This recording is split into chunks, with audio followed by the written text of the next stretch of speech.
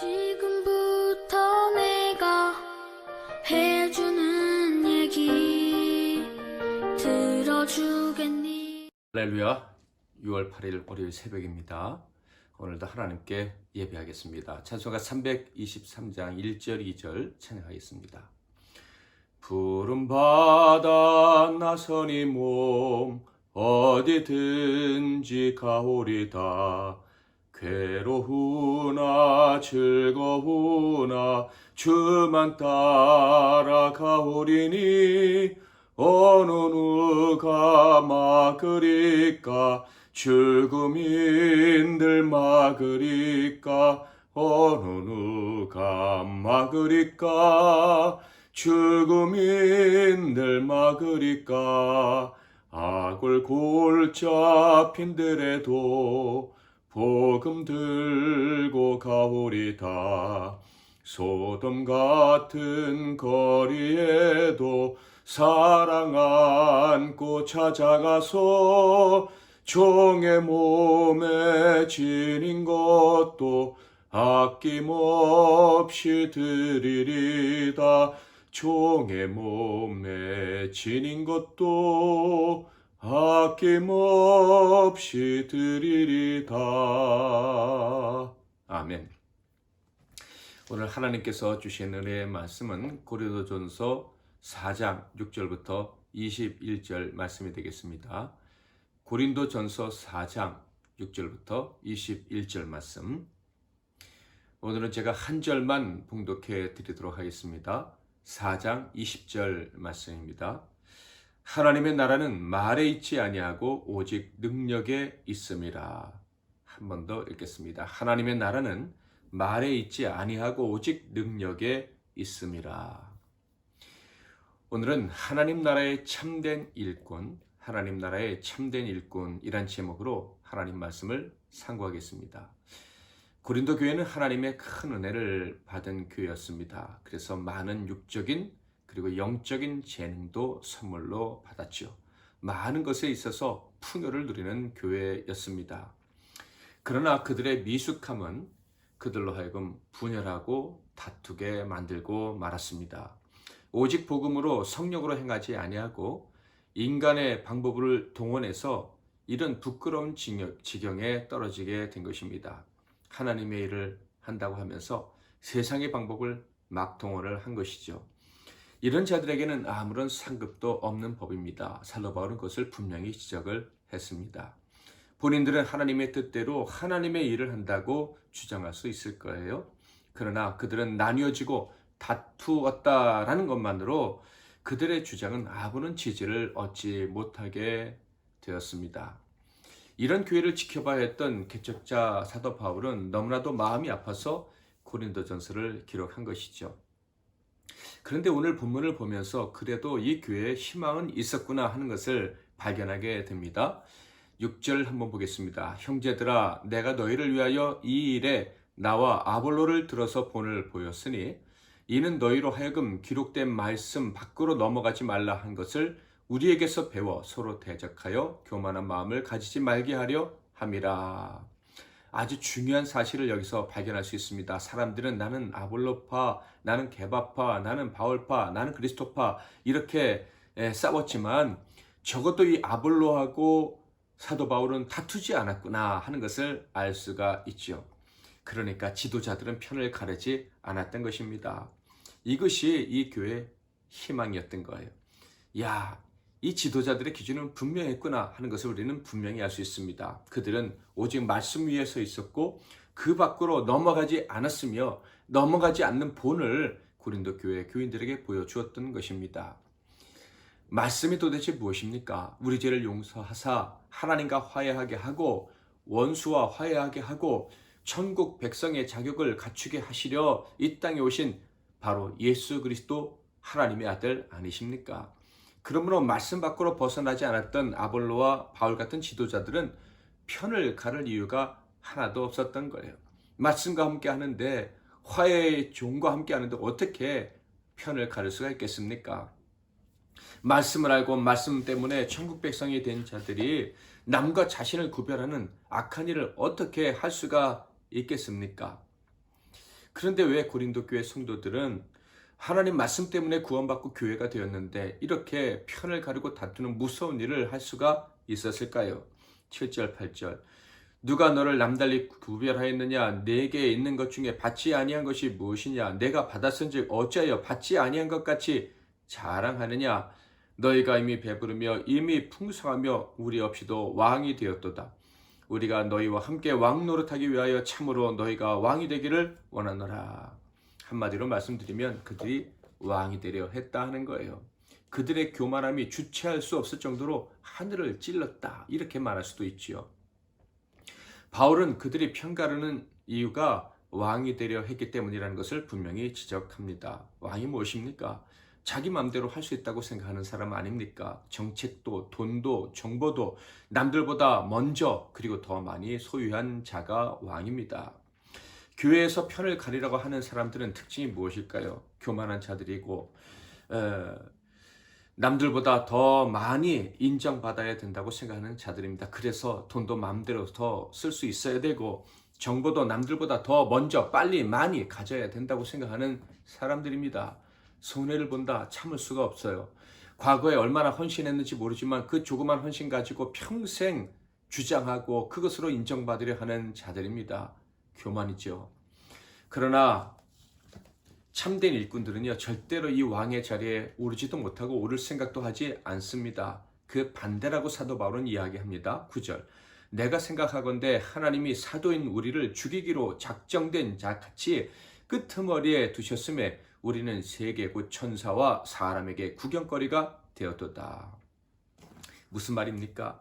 진짜 하나님의 종은요 마음대로 하는 사람이 아니라는 거예요. 하나님의 종은 종이지 왕이 될 수 없다 이런 얘기입니다. 당연한 말입니다. 하나님의 종들은요 복음으로만 전쟁하는 사람들이에요. 영으로만 싸우려고 하는 사람들이에요. 다시 말해 인간의 총칼을 가지고 싸우려 하지 않습니다. 자신의 이익을 위해서 인간의 방법을 동원하지 않아요. 하나님의 뜻이니 내가 기도해 보니 이런 말들을 함부로 들먹이면서 자기 욕심을 채우려 하지 않습니다. 그들은 알고 있어요. 하나님이 돕지 않으시면 나는 아무것도 아니라는 것을. 하나님이 개입하시기 전까지는 나는 패배한 사람이라는 것을 알아요. 그래서 하나님이 오셔서 싸워 승리하실 때까지 패배자로 있는 것을 두려워하지 않습니다.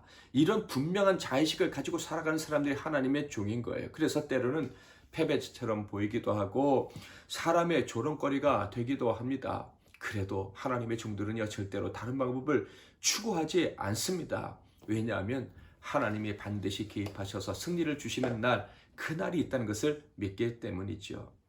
에베소서 말씀처럼 하나님께서 개입하셔서 승리를 주실 날, 정말 하나님의 종들이 하나님의 교회가 강건하게 되는 날, 부끄러움을 다 딛고 일어서는 날이 있음을 믿어요. 에베소 6장 10절부터 볼까요? 끝으로 너희가 주 안에서와 그 힘의 능력으로 강건하여지고 마귀의 간계를 능히 대적하기 위하여 하나님의 전신갑주를 입으라. 우리의 씨름은 혈과 육을 상대하는 것이 아니요 통치자들과 권세들과 이 어둠의 세상 주관자들과 하늘에 있는 악의 영들을 상대함이라. 영적인 싸움을 하는 사람들이 하나님의 종들입니다. 그러니 사람과 싸우려고 하겠습니까? 사람이 싸우려 들고 그래서 그들이 총칼을 가지고 이기고 승리한 것처럼 보여도 견디는 거예요. 그들의 개가를 부를 때도 그들은 낙심하지 않고 패배자처럼 되어 있어도 하나님이 반드시 개입하셔서 승리를 주실 걸 믿고 기다리는 사람들이 하나님의 일꾼들이에요. 그래서 사도 바울은요 계속해서 하나님의 일꾼과 상급이 없는 거짓 일꾼들을 비교하면서 얘기를 합니다. 10절부터 13절 우리는 그리스도 때문에 어리석으나 너희는 그리스도 안에서 지혜롭고 우리는 약하나 너희는 강하고 너희는 존귀하나 우리는 비천하며 바로 이 시각까지 우리가 줄이고 목마르며 헐벗고 매맞으며 정처가 없고 또 수고하여 친히 손으로 일을 하며 모욕을 당한 즉 축복하고 박해를 받은 즉 참고 비방을 받은 즉 권면하니 우리가 지금까지 세상의 더러운 것과 만물의 찌꺼기같이 되었도다. 바울은 너희 고린도 교회 교인들 어떤 길을 선택하고 지금 주의 사역을 한다고 하느냐라고 묻고 있는 것입니다. 여러분은 어떤 길을 하셨습니까? 어떤 길을 선택하시렵니까? 왕이 되려 했던 자, 왕과 같은 편에 서려 했던 자, 조금이라도 더 힘이 있는 자, 남들보다 조금이라도 일찍 정보를 얻고 그리고 남들보다 더 많은 주도권을 행사하려는 자, 이런 이들은 부끄러움을 느껴야 할 것입니다. 사도 바울은 지금 부끄러움을 느끼라고 이야기를 하고 있는 거예요. 부끄러움을 느끼라고 말하는 이유는 무엇입니까? 죄를 지었으니 망신당해라, 벌 받아라, 이런 게 아니죠. 사도 바울의 말을 들어볼까요? 14절부터 16절. 내가 너희를 부끄럽게 하려고 이것을 쓰는 것이 아니라 오직 너희를 내 사랑하는 자녀같이 권하려 하는 것이라. 그리스도 안에서 일만 스승이 있으되 아버지는 많지 아니하니 그리스도 예수 안에서 내가 복음으로써 너희를 낳았음이라. 그러므로 내가 너희에게 권하노니 너희는 나를 본받는 자가 되라. 부끄러움을 느낀다면 어서 속히 돌아와서 참된 일꾼, 상 받는 일꾼의 모습으로 돌아오라. 회복해라. 다시 나와 같이 하나님께 칭찬받는 일꾼이 되자라고 얘기를 하는 것입니다. 부끄러움을 느끼지 못한다면 계속 왕 노릇하려 하겠죠. 교만하게 일할 것입니다. 함부로 하나님의 뜻을 말할 것이고, 그러나 그들에겐 늘 분쟁이 뒤따르게 될 것입니다. 스스로도 느낄 수는 있을 거예요. 이건 교회가 아닌데, 이러면 안 되는데. 그럼에도 불구하고 계속해서 교만함을 떨쳐버리지 못하는 불행한 인생이 되는 거예요. 사도 바울은 자식 같은 고린도 교회 교인들이 제발 변화되기를 바라면서 촉구하고 있습니다. 그래서 디모데를 보내 교훈을 하는 것이죠.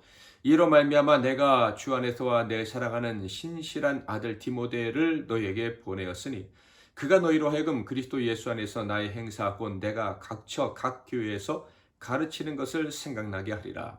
어떤 이들은 내가 너희에게 나아가지 아니할 것 같이 스스로 교만하여졌으나 주께서 허락하시면 내가 너희에게 속히 나아가서 교만한 자들의 말이 아니라 오직 그 능력을 알아보겠으니 하나님의 나라는 말에 있지 아니하고 오직 능력에 있습니다. 너희가 무엇을 원하느냐? 내가 매를 가지고 너희에게 나아가랴.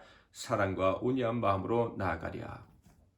교회와 교회의 참된 일꾼은요, 능력이 있어야 됩니다. 하나님의 나라는 말이 아니라 능력이기 때문입니다. 모든 악과 싸워 이기는 능력입니다. 모든 교만과 싸워 이기는 능력입니다. 모든 역경과 두려움과 가난과 멸시받는 것과 싸워 이기는 능력입니다. 영으로 싸워 이기는 능력이죠. 특히 교회의 리더들은요, 교만과 싸워서 이겨야 됩니다. 이 영적 싸움에서 진다면 교회에서 얻은 영광스러운 직분은 상 받을 이유가 아니라 하나님의 형벌을 받을 이유가 되는 거예요. 저와 여러분, 우리가 참으로 주님을 사랑하고 교회를 사랑한다면, 충성된 일꾼이 되기를 원한다면 능력이 있어야 된다는 것을 기억하시기를 바랍니다. 어떤 능력이요? 영으로 싸우는 능력입니다. 하나님이 싸우실 때까지 내가 낮아지고 멸시를 받더라도 인내하면서 기다려 주라는 능력입니다. 하나님이 일해 주세요. 하나님이 의를 세워주세요. 하나님 영광 받아주세요. 나서지 말고 높아지려 하지 말고 낮아져도 하나님 때문에 하나님의 권능으로 이기는 능력을 갖추어야 합니다. 주님이 오셔서 심판하시기 전까지 속히 이 능력이 무엇인 줄 알고 그 능력을 갖춘 일꾼들이 되십시오. 세상의 조롱거리가 되고 만물의 찌꺼기같이 되더라도 오직 복음의 능력, 주님의 능력만 의지하고 싸우는 진짜 하나님의 일꾼이 속히 되어야만 합니다. 그리고 우리의 싸움은 언제나 마귀와만 싸우는 것임을 기억하고 마귀까지 물리칠 수 있는 능력이 진짜 능력임을 알고 절대로 사람과는 싸우지 않는 그런 하나님의 종들이 되시기를 바랍니다. 여러분은 참된 칭찬받을 하나님의 일꾼이십니까? 오늘 새벽에 말씀 묵상하면서 하나님이 기뻐하시는 일꾼으로 거듭날 수 있기를 주님의 이름으로 축복합니다. 부름받아 나선 이 몸 2절 3절 찬양하겠습니다. 아굴 골 잡힌 들에도 복음 들고 가오리다. 소돔 같은 거리에도 사랑 안고 찾아가서 종의 몸에 지닌 것도 아낌없이 드리리다. 종의 몸에 지닌 것도 아낌없이 드리리다. 존귀 영광 모든 권세 주님 홀로 받으소서. 멸시천대 십자가는 제가 지고 가오리다. 이름 없이 빛도 없이 감사하며 섬기리다. 이름 없이 빛도 없이 감사하며 섬기리다. 아멘.